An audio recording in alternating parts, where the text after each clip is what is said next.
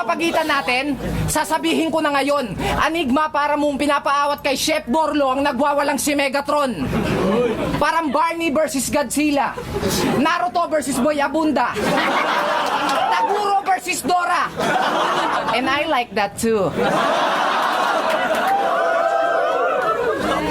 Eastside daw siya, wow, 727. Eh nung last battle mo, nag-blondie ka pa, mukha kang rugby boy sa 7-Eleven.